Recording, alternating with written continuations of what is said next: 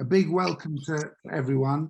It's an honor and a privilege for us to have Daniel Lee, the author of the book that we're reviewing, The SS Officer's Armchair, and I have the privilege of conducting the interview. So the interview questions may not be anywhere near the quality of the answers, but I'll do my best. So Daniel, if you're content for me to start by opening with a question, is that good with you? Yeah, well, perhaps we could just tell everybody that, you know, I'm sure this is a very friendly group and I do like interactive discussion. So if people just want to just put a question in the chat or raise their hand, or if somebody doesn't hear something and wants me to repeat it, then by all means, just, if it's okay with you and Sophie, just do jump in. Perfect. And it'll be 30 or 40 minutes of me questioning and Daniel giving answers and so on. And then we'll open up to a Q&A after that. We usually finish after about an hour, so all being well, that's what we'll do this evening. So my first question. It's on Montreal. I turned it to Montreal. Did you? Yeah. Okay. Are we all muted? No. Clearly not. If we can try and be, are we muting others at this point? Ev or Soph? Yeah. Okay, so my first question, a basic, how did you first come across the story of Robert Griezinger and his hidden documents? So thank you, Simon. Thank you for inviting me to talk about my new book. So the story really begins, I suppose, when I was living in Florence. I was doing research at the university in Florence, and I'd organized a sort of gathering, if you like, at my apartment for other historians and lawyers and other people who just happened to be at the university at that time. So my training really is, I'm a historian of the Second World War, and I've worked mainly on Vichy France and French North Africa during the Holocaust.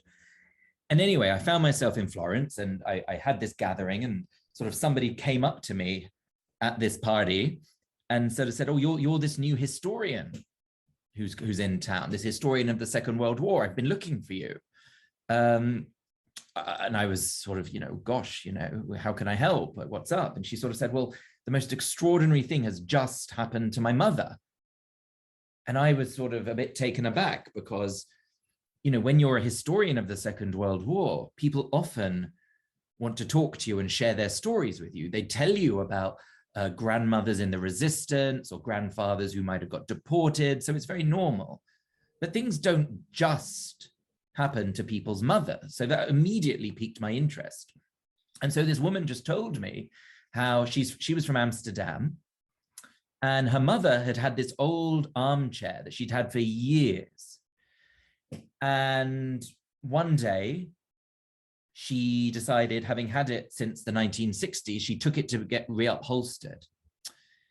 And a few days later, when she went to collect it, the guy in Amsterdam who was doing the work, doing the repair work, sort of said to her, what is this? I don't do work for Nazis. And the lady was like, what are you talking about? I have absolutely no idea what's going on. And he sort of said, well, look what I found. And he presented her with a bundle of documents that he'd discovered sewn into the cushion of her armchair that she'd had all her life. Oh, here's a picture. Thank you. So inside of the cushion were all these documents. So here's one, for example, all belonging to one man called Robert Griezinger, who was a lawyer from Stuttgart. And all of the documents were in his name, and everything was from the 1930s and 40s. Everything was sort of, stamped with a swastika. And, she just thought to herself, I have absolutely no idea who this man, Robert Griezinger, is. I've had this chair since the 1960s. He's not my dad. I didn't inherit this chair. I just was a student and I purchased the chair when, like all of us, we just need sort of cheap tables and whatever, beds to get secondhand. And so she was from Prague. She went one day in the 1960s to buy a load of secondhand furniture. She fell in love with the armchair. And then in the 1980s, when families were allowed to leave communist Czechoslovakia, she took this object with her. She's had it ever since. And it's sort of in the background of family pictures. And it's really played quite an important part of her life, this chair. And so she just sort of came to me and said, well, who is this man, Robert Griezinger? And how is it that I've been sitting on his documents for my entire life? So as she asked, who was Robert Griezinger? Where was he from? And what was his background? So when I first discovered these documents hidden in the armchair, you know, I think like all of us these days, you go online and you start to have a little look to see what you might find out about him, especially given that he's a Nazi who's working in Prague during the war. That's what the evidence in the chair showed me. And there was just absolutely nothing. You know, he's not Hitler or Himmler or, you know, one of these very famous Nazis who we all know about. He's one of these very sort of low-ranking, mid-level bureaucrats. And there's just no information about him whatsoever on the internet. And so as a result, I had to sort of start hoovering around in the archives. I went to Prague, of course, to try and find out what he was doing in Prague. I went to Germany to try and find as much as I possibly could about him. And after some time, I was getting lots and lots of information, bureaucratic information about him from the archives, which was totally wonderful. But it was really, really hard to get any personal information. I wanted to know more about him, the man, his background, his tastes, his personality. And that was just really hard from administrative documents. And so one day I was in Stuttgart, the city where he was born, and I was so frustrated by all of these silences in the archives that I picked up the phone book to Stuttgart and just started phoning every single person with the last name Griezinger, because I just wanted to find out more about him. Like, who was he? What became of him after the war? You know, the first few people obviously thought I was mad and trying to sell them something. And they sort of hung up rather quickly. But eventually somebody sort of said, oh, yes, Robert Griezinger. He's my my father's brother, my uncle. Why are you interested in him? Anyway, I had to concoct a whole story on the spot, because I didn't want to say that, you know, I'd found his documents in an armchair, because I thought he would probably have thought I was rather crazy. And then he sort of invited me over for tea. I said I wanted to talk to him about his uncle. And that was sort of a real turning point in the story, just having access to this man's family, going to meet his relatives, because his relatives lived in exactly the same house where Robert Griezinger had lived. It was still the same environment. The same photos were up. The same pieces of furniture were still in the room. And the most striking thing really about this house, upon arrival in Stuttgart at this house, is that it just didn't look like any of the other houses on that street or in the neighborhood. It was extraordinary. And I said to the nephew, you know, what is this? Like, how do we explain why this house just looks like, you know, it's enormous, and it's sort of, it looks like a southern plantation, something like from Gone with the Wind. And he said, well, that's because that was the design for this house. Because Robert Griezinger, this Nazi who's the subject of my book, you know, he actually had an American father from New Orleans, Louisiana. His father was born there, and I was able to trace the family back many, many generations. So this idea that we often have of Germans or Nazis having been born in Germany and their parents, etc., sort of gets a little bit messy, really, when we actually start to do some of these micro studies, because, you know, my Nazi, who I'm interested in, was actually half American. And some of the influence from New Orleans and Louisiana and the American South was so important on Robert Griezinger. The fact that his father had designed the house to look like a southern plantation, the fact that so much furniture inside the house closely resembled furniture from the American South, was not a coincidence. So this is a very long way of answering your question, which is really to say that Robert Griezinger was born at the turn of the century, and he grew up in a very nationalist, proud, conservative environment. His father was a military man. And it's really, really important that he was born between 1900 and 1910, because this was such an important generation called the war youth generation. They were a whole generation of young men who were too young to fight in the First World War. But my goodness, it totally marked them for the rest of their lives. These young men had not experienced defeat and occupation during the First World War. You know, a lot of them took Versailles and they took the end of World War I as a real sort of turning point in their lives. It was total humiliation, a total catastrophe for so many of them. It was totally unexpected. And so for a lot of these people born between 1900 and 1910, this is often where we see some of the most enthusiastic members of the Nazi Party later on. In what ways do you think that Griezinger was himself a Holocaust perpetrator? And how much do you think he actually knew about what was going on in the regime? Maybe we'll take a step back before we get to that, if I may, just to give a little bit more background about him. That might be slightly interesting, just so we have a sense of where he's coming from before we get to 1933. And I think one of the most interesting sources that I was able to consult was his mother's diary. And actually, I think we might even have a picture of this. So I was very, very lucky that his family, his nephew was able to sort of provide me with so many documents from the family collection, sort of every cupboard which was opened, and drawer, just documents and photos would just pour out all the time.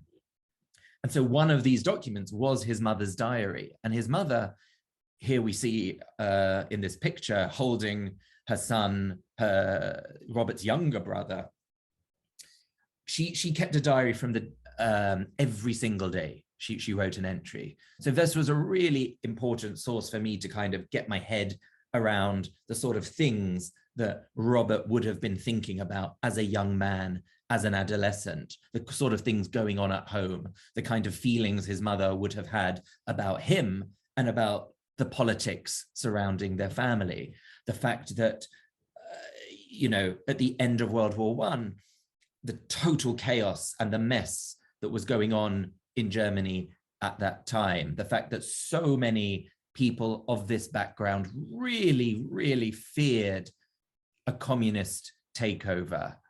This was on so many people's minds. The fact that it was, according to them, the Jews who had brought Germany to its knees in the World War I, this idea of a stab in the back, something which was so important to them. And so Robert Griezinger was a young man growing up in this environment, in this right-wing, very xenophobic, anti-democratic sort of sector of the population. So he went to a very right-wing university, Tübingen University, and we see a picture here. It was very, very important for men of his class to become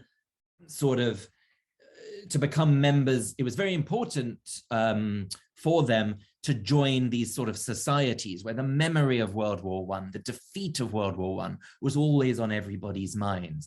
And so a lot of these societies were actually fencing societies.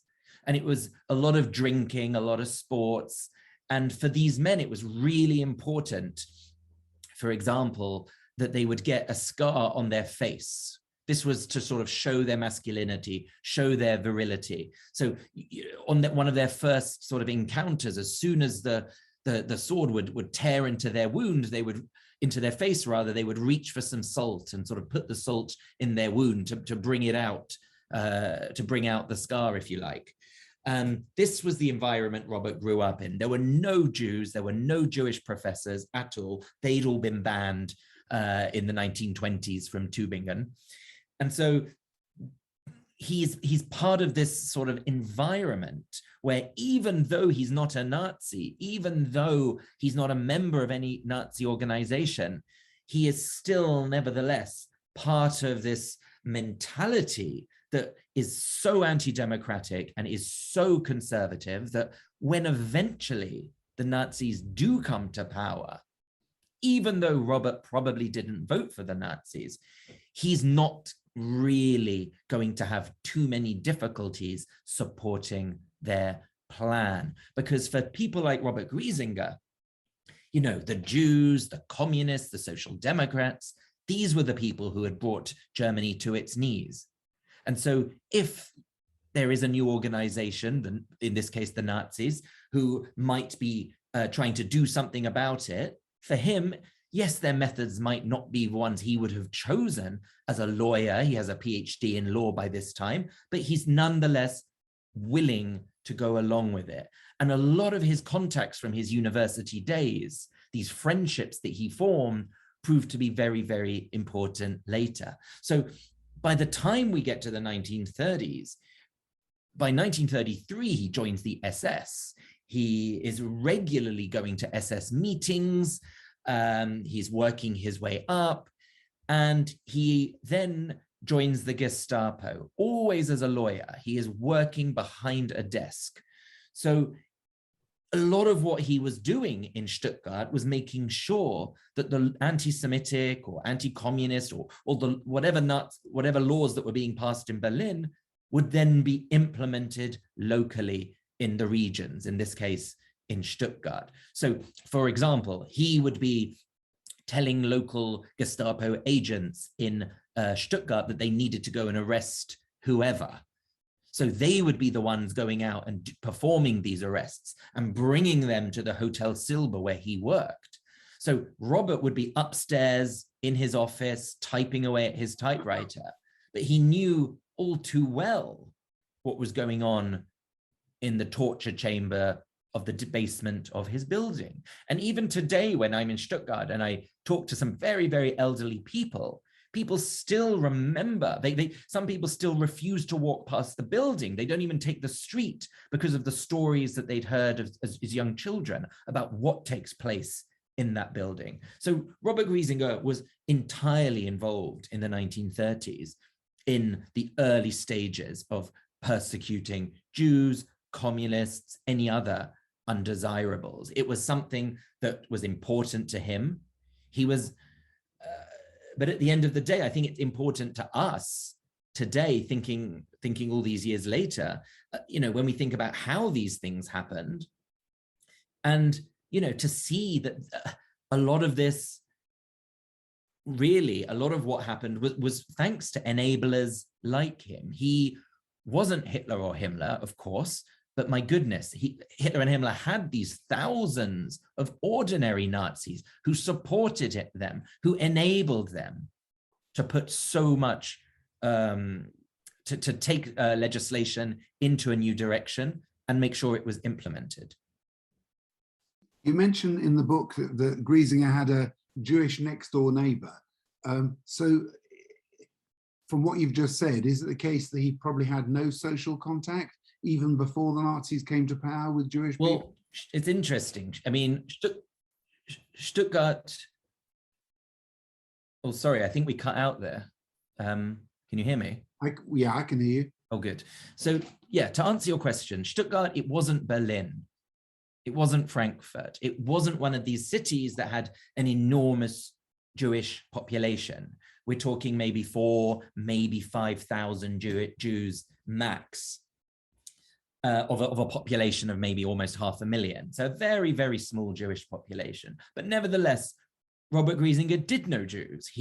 I went through his school records. I went through his the register of all his classes, and there are clearly, because in Germany at that time, you had to have your father's religion put next to your name on the register. So it was very easy for me to see, just by looking at his class as a kid and then a teenager, that he was in contact with other Jews at that time.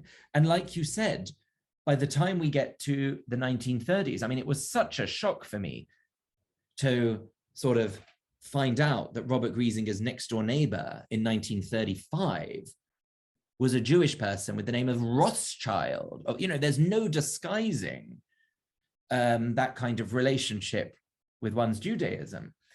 So, you know, I remember seeing that on a document and just thinking, gosh, I must go and like visit the house. Like, what does it mean to be a next door neighbor? Does this mean maybe they lived like, I don't know, like 25 meters away, or a detached, a semi-detached? So I had to go and see the house. And just going to the house was absolutely extraordinary, because the two houses were totally connected. They were absolutely, a very thin wall was separating the Rothschild house to the Griezinger house. And this is at a time that Robert Griezinger is a member of the SS and is a full-time employee of the Gestapo. And yet every day he's returning from work and seeing Mr. and Mrs. Rothschild and their young son. I was able to track down the grandchildren of the Rothschilds. The family were later deported to Auschwitz. Mr. Rothschild was murdered upon arrival, but his wife, Helena, actually was able to survive.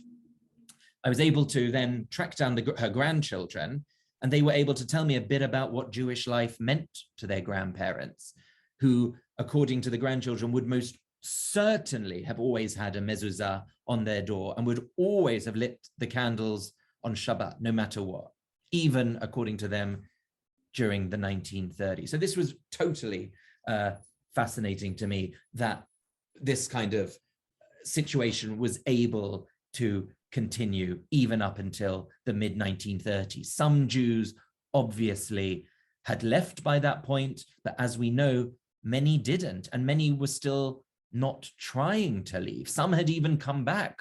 We know that in 1935, thousands of Jews who might have settled in France or Belgium or even England came back to Germany because they thought, you know, oh, life is too miserable in these places. And, you know, this whole Nazi business, I'm sure it will pass. It's just something that will be here for a little while. How wrong they were. So people like the Rothschilds, they only managed to get out much, much later. Once Fritz Rothschild was still able to go to work right up until Kristallnacht. He hadn't lost his business until November 1938. So for some people, there was still hope that some kind of normal life might continue. How does Griezinger's story intersect with your family in 1941 Ukraine? Well, that's another huge coincidence that I discovered when doing this research. So Robert Griezinger was called up to join the German army.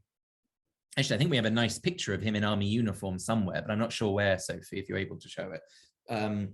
He is, oh, there we go. That was quick. He was, and you actually, in this picture, you can almost see his scar. It's not a great picture, but this was the scar I was talking about earlier on his cheek that he had desperately craved at university. So Robert Griezinger joined the Wehrmacht, and he was so cross about being sent to join the Wehrmacht. He thought he was too good for the Wehrmacht, for the German army. He thought because he was in the SS, because he had a PhD in law, he didn't need to be just a regular soldier. And he wanted a position elsewhere. He wanted maybe to be in a nice fancy office in some of the newly occupied territories, like in Poland or Czechoslovakia at the time, called the Protectorate. But this just wasn't to be. He had to join the Wehrmacht, and he was very, very cross about it. And his letters home from this time show that in no uncertain ways just how cross he was. So he was stuck on the border with France for about 8 months after the war began in September 1939. There was no fighting. So he was sort of bored out of his mind until we get to May, June 1940, and the invasion of France occurs. And at that point, he sort of goes into action. He's part of the German army that's invading France. He ends up somewhere in the middle of France, where he spends the summer of 1940 preparing for the invasion of Britain, because of course at that time there was no Soviet Union involved, there was no America involved in the Second World War. It was just little old Britain, and people thought that in the summer of 1940, there was a plan to attack and invade Britain with Operation Sea Lion, which never actually came about. So much to Griezinger's disappointment, he was then sent back to work in Stuttgart for another year.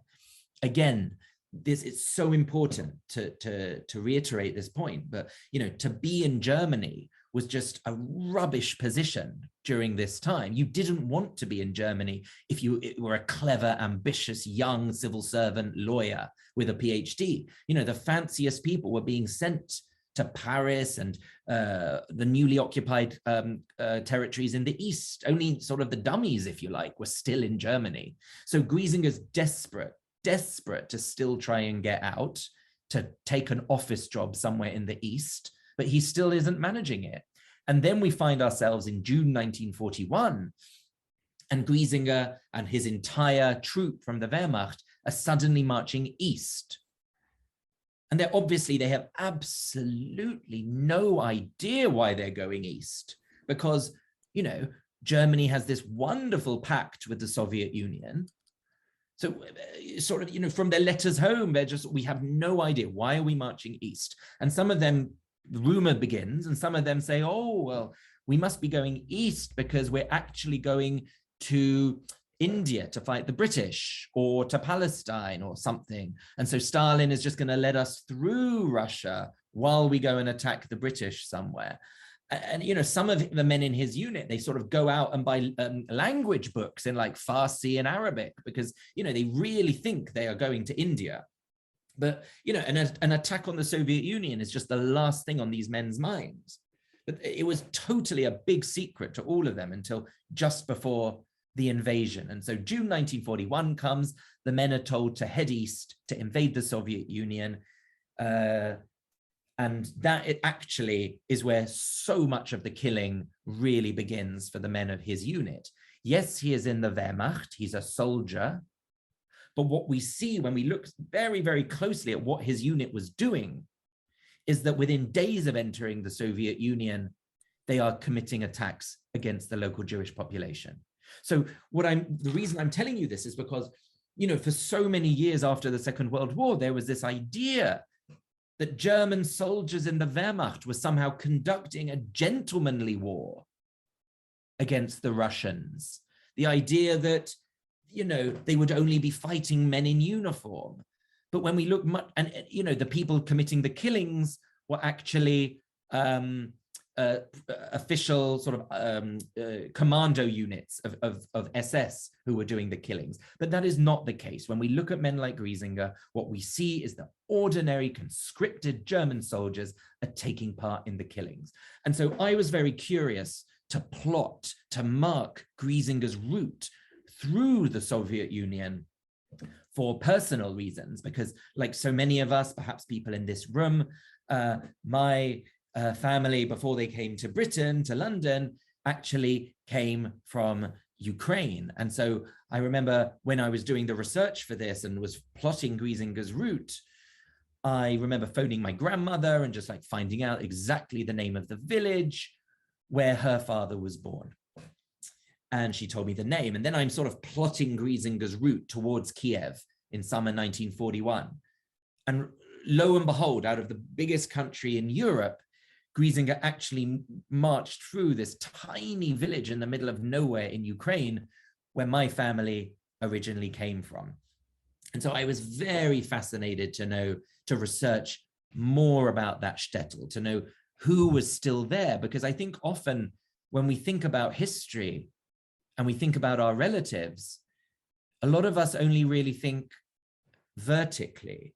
We think, well, we know the names of our grandparents, fine, I'll give you that, and possibly our great-grandparents, but what were the names of their brothers and sisters? What were the names of the people who didn't leave Poland or Eastern Europe, or cousins who might have stayed behind? We don't think about those people ever. So that was the first time that I'd really wanted to know more about my relatives in that shtetl and what became of them when, on the day that Robert Griezinger and his unit moved into that village and stayed there for a week in July 1941, having just come from other small shtetls where massacres against the local Jewish population had occurred. Gotcha. I have a question from the chat room, a little bit off the track of what we're saying, but a great question. How difficult was it reading the Gothic script in the diary? Totally impossible, totally. So hard to read that kind of old German. I had to sit with, I think maybe one of my PhD students who has these language skills to decipher old texts. I think she had to help me go through the entire diary. So that was very, very hard. Are you getting another question whispered in your ear? You're so right. And I'm now going to allow her to ask the question herself. Over to you, Esther. What's your question? No, just going on from after 1941, what was his involvement from, say, 41 to 45? Was he involved at all in the camps? So he's very lucky for him. It's a great question. He gets wounded at the Battle of Kiev in September. So after going through Ukraine, he gets to Kiev and then gets shot in the thigh during the Battle of Kiev, where Kiev falls to the Nazis. And so he's no longer able to continue on this route up into Russia and get towards sort of, Moscow, even though the Nazis never made it there. It was the idea that they would eventually take over within a few months. This didn't happen, as we know. He actually spends quite a lot of time back in Stuttgart recovering from his injuries. And something we haven't had a chance to talk about yet, but this has just reminded me, and it's quite important, is that Robert Griezinger actually had a family. When he was working at the Gestapo in Stuttgart, he got married to a woman who came from a very, very good family in the north of Germany, who actually, most of her relatives lived in Guatemala, because it's a very long story, but in the 1890s, the Guatemalan government sort of encouraged a lot of Germans involved in coffee making to move to Guatemala to sort of set up a lot of the coffee infrastructure there. So all the big coffee plantations in Guatemala were owned by Germans, especially Germans from Hamburg, which is where her family came from. So she finds herself in Stuttgart in 1936. She's a single mother. She got married very young. She's got a little boy who's 2 years old. And she actually, let's go back to the last photo still. She actually is living with her sister. And her sister is a married lady who happens to be having a love affair with Robert Griezinger. And one day, so the story goes, this young woman appears with her little boy, and Robert Griezinger totally forgets about his lover and falls in love with her sister.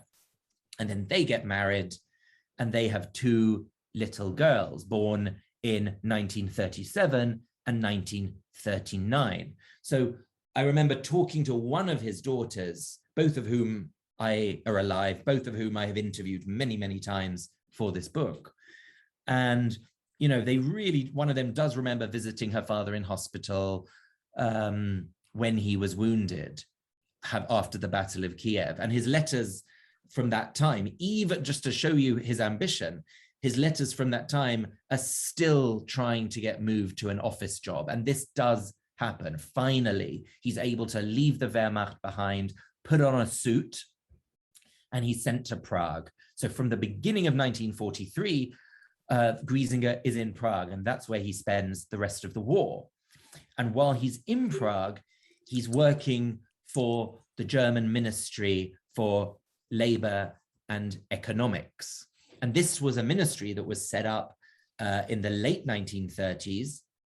And one of the first things it did was to make sure that Jews were not able to keep hold of their possessions. So Jewish property was being taken away by this ministry in Prague.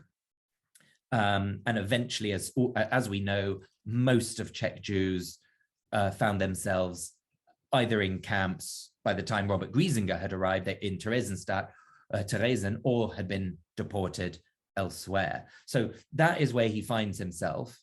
A lot of what, and let's face it, Prague is actually a really, really good life. It's, for a lot of Germans, it's like Paris. It's a wonderful posting. They have the most incredible sort of cultural scene for these German who are stationed there during the war. You know, the most wonderful theater, opera, ballet, cinema is going on all the way through to the end of the occupation. Oh, here's a picture. So he was able to bring with his wife, his daughters, his stepson, and the family dog. Lots of stories I've heard about the family dog from the two girls. So it was a very, very good place for them to be, if that answers your question. It was really so far away from any Allied bombing that was going on in Germany, because by March 43, the Allies were bombing Germany and it was reaching places quite far away like Stuttgart, but that was not the case in Prague. Prague, it was a wonderful life. There were no Allied bombs. It was a great place to be, to think of your future and to think about the new Germany. Having said that, move on for a couple of years, you know, in the liberation of Prague in 1945, it's gone into in detail in your book, and I know you did extensive research, but what's your understanding of Griezinger's fate at that time, at the liberation of Prague in 45? So at the liberation of Prague, his family had already left. He was able to get them out. I mean, one of the most extraordinary things when I first discovered these documents hidden in an armchair was just looking through his passport from that time and sort of seeing August 1944 passport stamps to go on holiday to Liechtenstein. And I just found that totally extraordinary. The fact that, you know, months after D-Day, months after the liberation of Rome, you know, at the moment that Paris is being liberated, this Nazi from Prague is taking a 2-week holiday to Liechtenstein. And I found that very interesting. The reason for Liechtenstein is because his wife's parents lived there. They were German, but they had claimed citizenship of Liechtenstein. So they were often going there on holiday. But nevertheless, it did strike me, and I remember talking to his daughters about this more, like, why didn't they stay in Liechtenstein in summer 1944? Why did they return to Prague as a family when they could have stayed in neutral Liechtenstein? For so many of these Nazis, or just ordinary Germans, they still had total faith in Hitler. They still thought that the Führer had something up his sleeve and that some magical weapon was soon going to be created that would, you know, blow the Allies to smithereens and that Germany would win the war. And if they didn't think that, then they thought, my goodness, we are not going to go down to the communists. We are not going to lose to communism. There is nothing worse than falling to the communists. So we will go down with a fight. We get to spring 1945. The situation is much, much worse at that point. The Russians are coming much, much closer. So Griezinger is able to get his wife and children out of Prague. And I was able to talk to them many, many times about how they were able to get out and the journey they took to try and escape. So perhaps we can talk about that later if there's time. But to answer your question directly, Griezinger was still going to work even after Hitler killed himself in the beginning of May 1945. Hitler is still showing up every day in his suit to work in Prague. Prague was not, you know, it was one of the last cities in Europe to be liberated. Okay, the sense of danger for him personally perhaps wasn't as present as it might seem now with hindsight. So he's still going to work. And then in the beginning of May, we have this famous uprising that takes place in Prague. So after 6 years of brutal, horrific German occupation, the people of Prague rise up against the Nazis. And you have this sort of period of just chaos, if you like, erupting, where Germans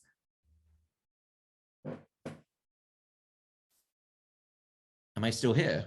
I think so. I'm still here. Ah, well, if it's just the two of us, then Gone on to multiple screens. Yeah. Sophie, is everything okay? All right. So I think I was saying that Prague, the uprising occurred in Prague in May 1945, and it was a state of chaos. So anyone who looked German, sounded German, would have been sort of taken to one side. And some of the pictures of what went on during those moments of liberation were totally horrific. And so we get to this point in spring and summer 1945, where those Germans who remained, who hadn't been killed, found themselves in concentration camps. They were taken to sort of either Theresienstadt, which had been used for Jews previously, or other big sites all over the country, all over the city and the country, and Germans were interned in their thousands and treated terribly. Obviously not as badly as Jews had been treated earlier, but still very, very badly indeed. And so we get to September 1945, and this is where, at this point, Robert Griezinger dies. He doesn't make it out of Prague alive. And this is such a defining moment for the life of his family. Those who for so long were wondering what became of their father. They were sort of sitting in Germany, waiting for news of him, until eventually they're told that he's not coming home. And this is something that has forever marked their life, the fact that their father didn't come home at the end of the war, and the fact that they had a really, really rotten post-war as a result of that. They were never, their mother remarried quite quickly after the war, and there was never any photos up of their father. They knew very few relatives from their father's side. And so it was really, really difficult to find out anything about them. And after a while, they just stopped asking.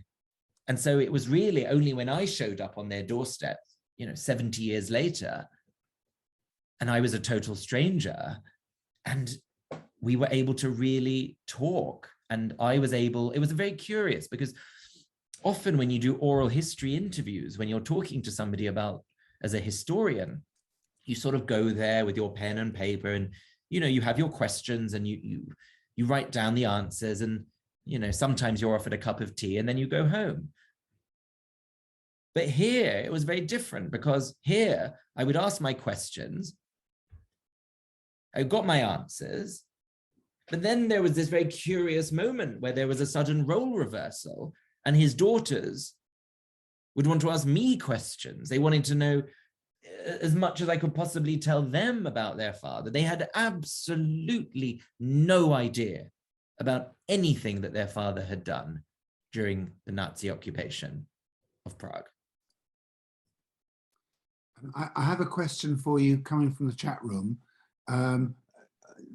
Complete side issue. How much of a frustration was it for you not to discover the origin of the armchair? Well, I did discover the origin of the armchair, in a sense. At first, I thought my book would just be about the armchair. I thought, gosh, I've always, been into furniture in some weird way. I'm going to write a book about an armchair. And I thought, yes, it had some Nazi documents, but that's probably peripheral. What could be interesting about those? And so I remember going to Prague, and I had these enormous color photos of the armchair. Sophie, if you could show the chair again, that might be good, but don't worry at all if you can't. So I was going around Prague one day, and I was sort of going in and out of chair makers' atelier and all kinds of upholsterers, and just talking to antiques people, like anyone I could find, because I was really curious about the armchair.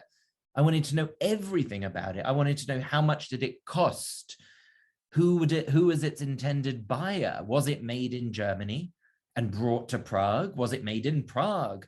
In my own research for my last book, I know how many objects belonging to Jewish families in France and even Belgium and the Netherlands, after a certain point, once Jews were deported, so many pieces of furniture were shipped east. They were put on trains and they were taken to Germany and also to other places. in the newly conquered territories in order to furnish the homes and offices of Germans who were now working there. So I thought, you know, perhaps the chair might even have belonged to a Jewish family in France or Belgium. So I'm sort of running around Prague with this big picture photo, trying to get people to talk to me about it. And I remember one guy, he sort of stood outside his shop. I remember you know, a chair maker just sort of took a puff on his cigarette. And I said, you know, sir, there were Nazi documents inside of this cushion.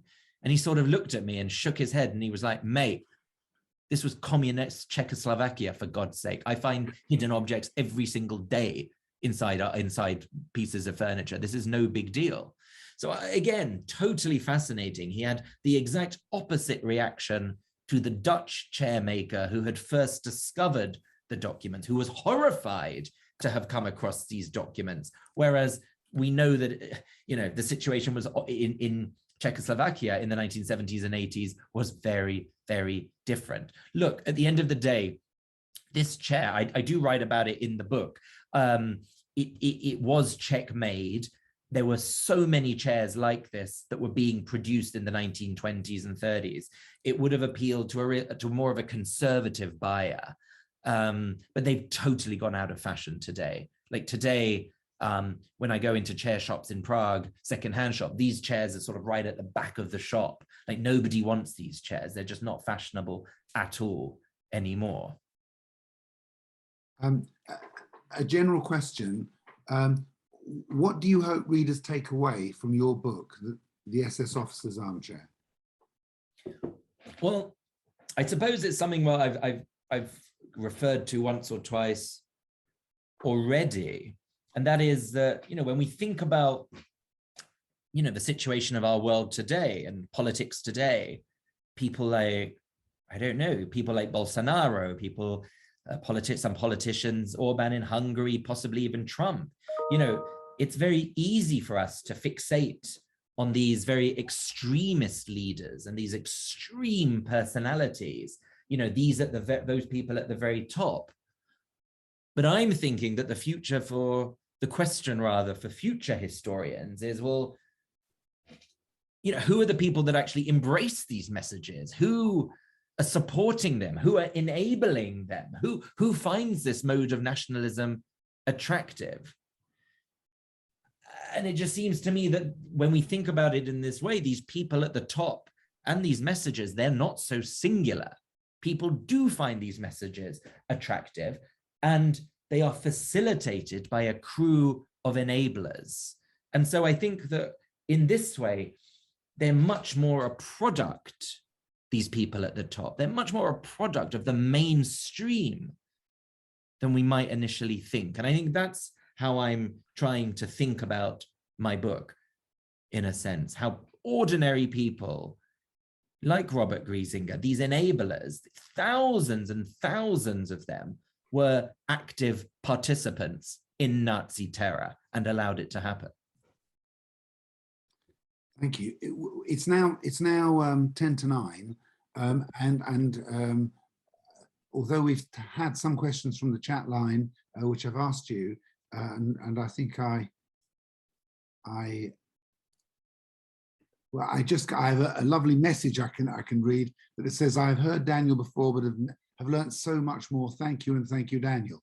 So oh, that's nice. It's very nice and a great message, and thank you. I know her. It's Louise. And it's from Louise, but I think she did it as a direct message. We shouldn't have disclosed that. I apologize. Thank you. So what I'd like to do, Soap and Ava, is if you can open up for anybody to ask questions openly if they have them, please. It doesn't even need to be a question. If anyone has any comments, or, you know, has once upon a time discovered an object hidden in anywhere and wants me to write a book about it, you know, feel free to share.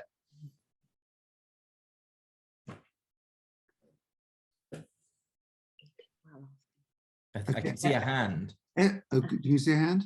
Oh, there's another one. There's a hand. Is that Eve Cowan? Yes. Yes. Hello, Eve. Can you hear me? Yes, perfectly. Good. You haven't mentioned the fact that you wrote about the ordinary Germans and how different the civilians' lives were to the army officers who had the best food and the best everything. And that's what struck me about the book most. Go on, tell us more. Well, I hadn't realized that the German army were so well provided for. And I hadn't realized that the Germans that weren't in the army were the ones who were starving and bombed and etc. Yeah, no, life was towards the end of the war in Germany. It must have been a very, very rotten place, given the amount of shortages, coupled with the bombings, the scarcity of food, etc. Trying to have access to the black market. I think, look, elsewhere in Europe, it was also very similar. Of course, in France, it was very similar, that people were often starving and had to really think in very creative ways about how they would find food for themselves and their families. So you're absolutely right. And I think you've just reminded me, you're absolutely right to push me on this. But when I did write that in the book, that there was this moment in July 1941 where Griezinger is going through the Soviet Union, he's going through Ukraine, and all the men of his unit talk about in their letters home to their wives, girlfriends, and in their memoirs is the food in Ukraine. They are talking about orchards, they're talking about fields of wonderful food. They talk about having tuna sent from Japan. They're talking about fresh apricots. So you're absolutely right that these men were certainly not starving in any way, shape, or form at that moment of the war. So thank you very much for sharing that.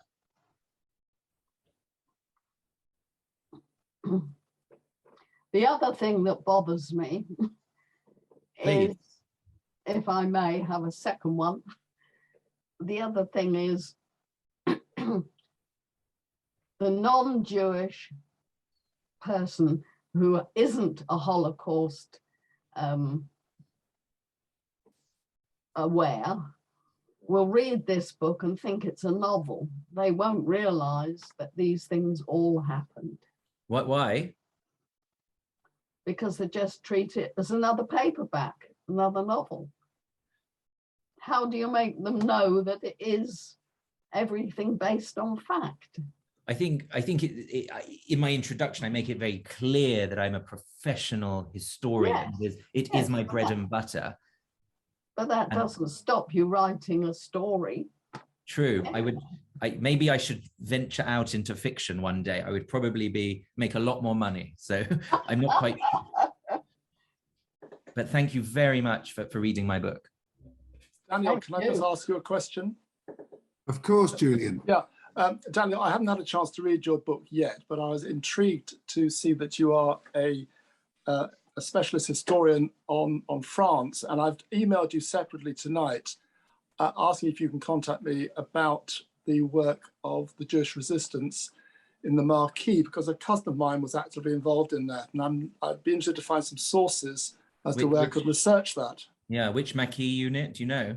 I don't know. I know that as a young boy, he fled Paris, joined the resistance, and spent the war bumping off collaborators until after the war, when the families of those that he dispatched came after him and he fled to America. Has he written a memoir? Is there anything else to go on? I mean, it's very hard with Maquis sources. As you can imagine, if you're in the resistance, you didn't keep notes, you don't, just in case you were discovered, it's very, very tricky. Unless he was caught at one point, in which case maybe there's a file, maybe the Germans have a file on him.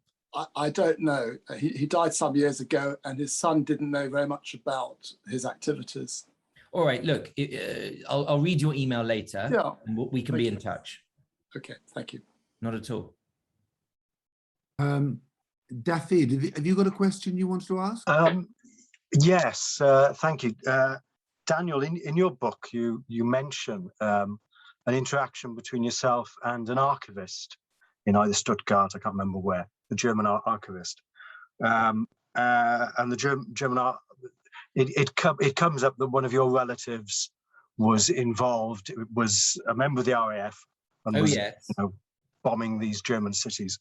And her comment to you is something like, "Oh, I see that we both have people in our family who enjoyed killing people of that ilk."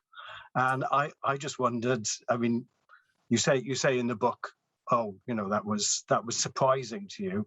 I wondered if you could elaborate on that, because that's a very strange situation to be in, I think.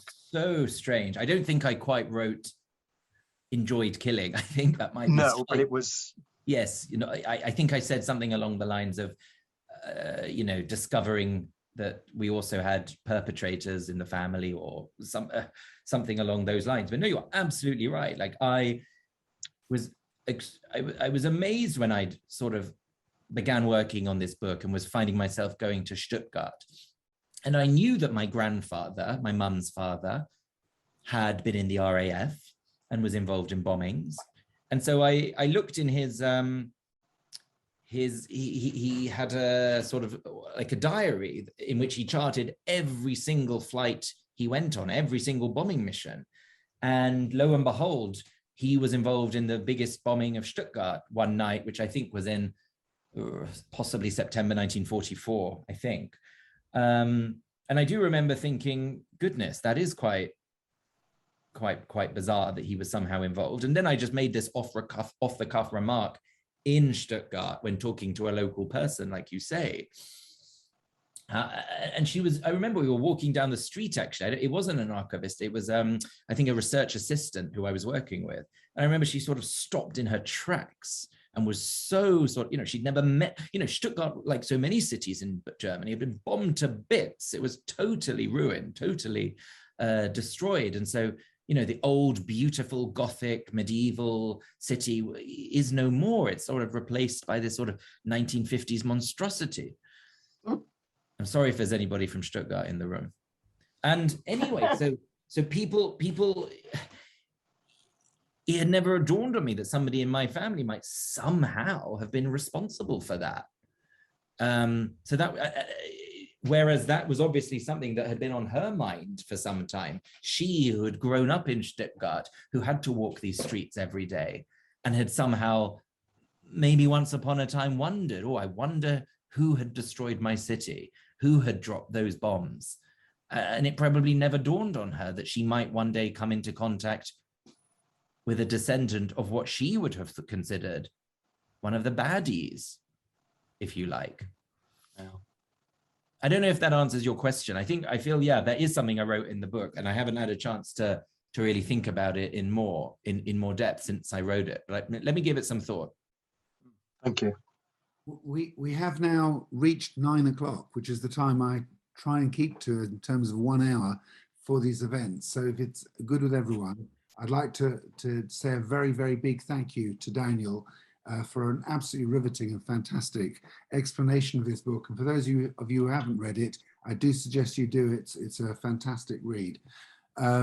Just to flag up in advance, Sophie, do tell me if I'm getting this correct, but we have our next book club event on the 15th of December. 14th. On the 14th of December. That was a test question. She is listening, thankfully. On the 14th, and the book that we're reviewing is, as shown here, Paper Bullets, by Jeffrey Jackson. And it's about two artists who risk their lives to defy the Nazis. And if I read you just one tribute, Jeffrey Jackson brings Lucy and Suzanne's courage and Safi to life in this book that reads like a classic World War II spy thriller, but with a modern take on how two women took society's default tendency to underestimate women's power and agency, especially during wartime, and used it to undermine the Nazis. And it is a heroic story of two amazing women. And actually there was an exhibition not that long ago at the National Portrait Gallery where Claude Cahun was the mirror of a Birmingham artist who's very celebrated now, all about the use of masks in self-portraits and so on. So anyway, that will be our next book. The name of that book again is? Paper Bullets, and it's by Jeffrey Jackson. Paper Bullets by Jeffrey Jackson. So I think, Daniel, I don't know if you have anything to add in final words, but. Thank you so much for inviting me. It was lovely to meet you, and thanks, of course, to Sophie, who's just been an absolute, magician, bringing up all of these PowerPoints. Absolutely fantastic. So thank you very much. Thank you very much. It was a very interesting evening. Thank you. Well done. Okay, everyone. Have a good remainder of the evening, and thank you again, Daniel. Thanks, everybody. Have a good week. Bye-bye. Thank you.